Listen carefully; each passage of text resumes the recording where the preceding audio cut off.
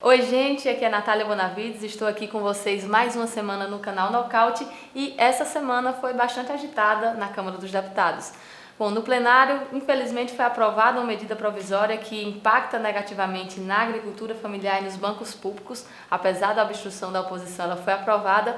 Na comissão do projeto de emenda constitucional que quer trazer de volta a prisão em segunda instância, o ex-juiz e ministro Sérgio Moro esteve presente. Ele não trouxe muitas novidades, ele continua, como sempre, desprezando a Constituição Federal e defendendo posições que desprezem a Constituição Federal.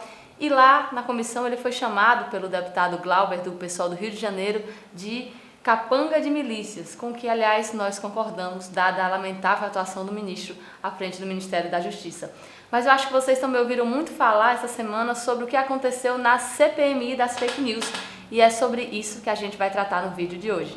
Mas antes, o que é a CPMI das fake news? CPMI é a Comissão Parlamentar Mista de Inquérito. Ela é mista porque ela é composta de deputados e senadores, e ela é de inquérito porque é uma comissão investigativa, é diferente de outras comissões que, por exemplo, debatem projetos de lei.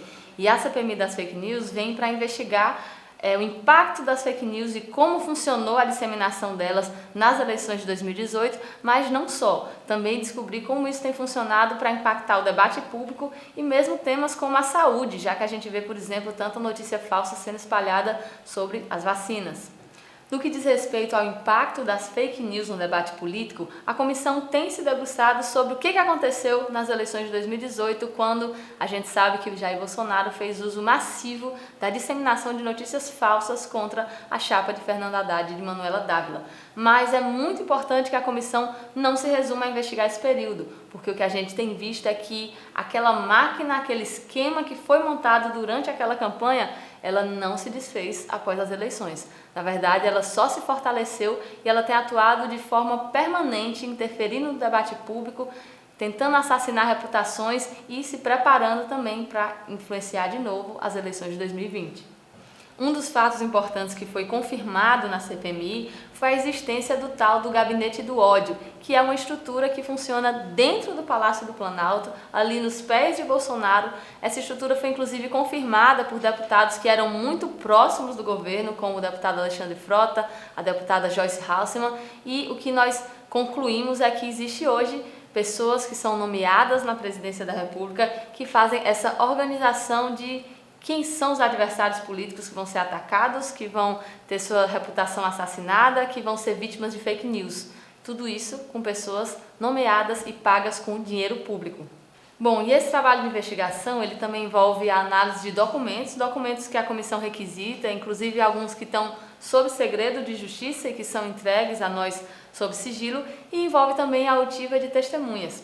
Essa semana nós ouvimos uma testemunha chamada Hans River do Nascimento.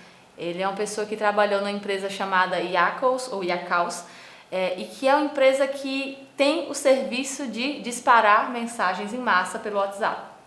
Essa testemunha foi chamada porque havia entrado com uma ação contra essa empresa de disparo em massa de mensagens por WhatsApp.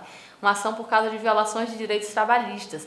E aí, como provas nessa ação, o Hans juntou uma série de documentos e de fotos que acabavam revelando um pouco do dia a dia da empresa, de como funcionava aquela empresa.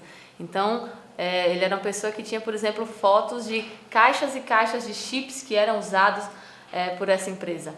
Bom, essa informação já havia sido dada em 2018 pela jornalista Patrícia Campos Mello, que fez uma matéria sobre o uso de CPFs para fraudar o registro de chips de forma massificada por empresas que trabalhavam com esse serviço de disparo.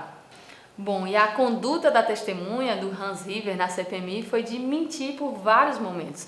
Ele tentava artificialmente trazer algum vínculo sobre Lula, sobre o PT, e tentava a todo momento desqualificar a jornalista Patrícia, que foi quem primeiro denunciou o esquema de Caixa 2 na campanha de Bolsonaro para financiar os disparos em massa.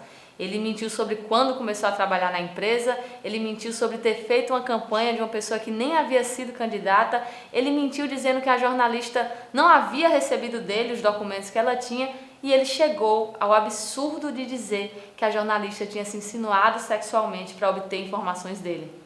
Logo depois, o deputado Eduardo Bolsonaro, o filho do presidente, foi, de forma nojenta, repercutir as mentiras que haviam sido ditas ali no plenário da Câmara e nas suas redes sociais, dando start, aliás, naquilo que a gente falou há pouco de coordenar para que as milícias virtuais passassem a atacar a jornalista Patrícia nas redes sociais.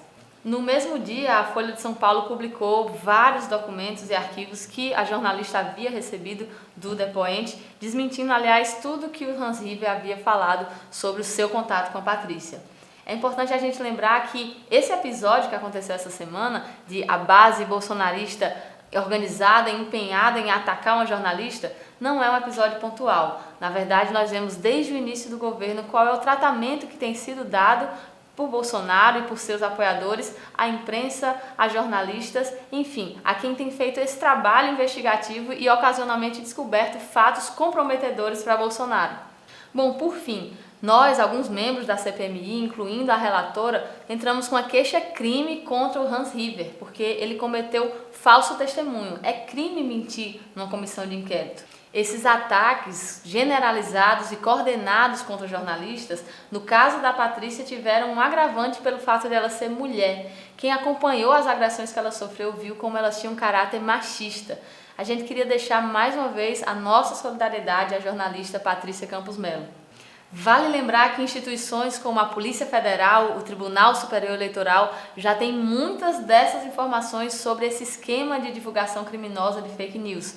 Enquanto não chegam à conclusão, nós vamos continuar disputando a CPMI das fake news para tentar chegar cada vez mais perto de identificar e responsabilizar essas milícias virtuais criminosas.